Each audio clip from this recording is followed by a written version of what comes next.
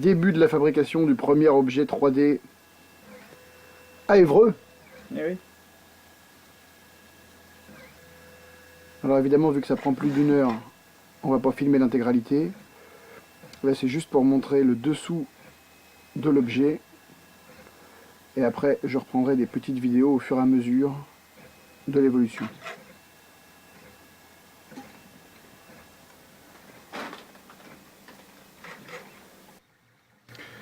Voilà, donc là j'ai laissé passer 5 minutes à peu près. C'est complètement hallucinant à voir fonctionner en fait. Donc là elle est vraiment en train de faire le dessous de la boîte, hein, le dessous de l'objet qu'on lui a demandé. Sachant qu'après ça va monter et donc on va pouvoir avoir vraiment les contours de l'objet. Voilà, donc là on en est à la 6e couche, donc il est toujours en train de faire la plaque. À savoir qu'on peut suivre en direct sur l'ordinateur en fait ce qu'il est en train de faire. Vous voyez, si ce coloré en rouge en fait c'est ce qui est en train de faire la tête d'impression. Et en bas de l'écran, je ne sais pas si on arrive à voir là sur la petite vidéo, là on voit qu'on est à la couche 6 sur 167 et qu'il reste 1h21 avant de terminer l'objet.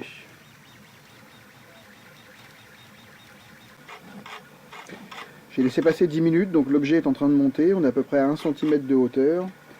Je vois à l'ordinateur qu'on est à la couche 28 sur 167 et qu'il reste 1h06. On arrive à peu près à la moitié de la fabrication de la pièce. Donc là on a une vue d'ensemble avec l'ordi. On aperçoit Yves sur le côté, notre informaticien. L'objet monte, ça continue toujours bien. On en est à la couche numéro 116 sur 167.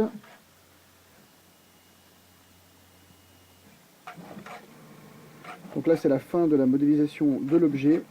Sur les côtés, en fait, il est en train de faire les petites pattes qui vont servir à l'attacher. Sachant que l'objet qu'on est en train de faire, en fait, le tout premier de l'imprimante 3D, c'est le cache qui va servir ici à cacher tous les fils. Et c'est ce qui était préconisé dans la notice. Et voilà l'objet final, donc, qui vient de sortir de la machine. Alors bon, évidemment, il y a encore des bavures, il y a eu quelques petits soucis de calibrage. Vous voyez, là, c'est un petit peu décalé. Ici, c'est encore un petit peu décalé, ce qui fait qu'au niveau de l'écriture, on voit qu'il y a un petit peu de matière qui s'est mise à l'intérieur, mais c'est vraiment un premier essai. Donc voilà, maintenant, on va faire les réglages pour pouvoir l'améliorer. Au niveau rigidité, il n'y a vraiment pas de souci. C'est du vrai plastique dur. Voilà, donc maintenant, il n'y a plus qu'à K8200 de Vellman à MGME.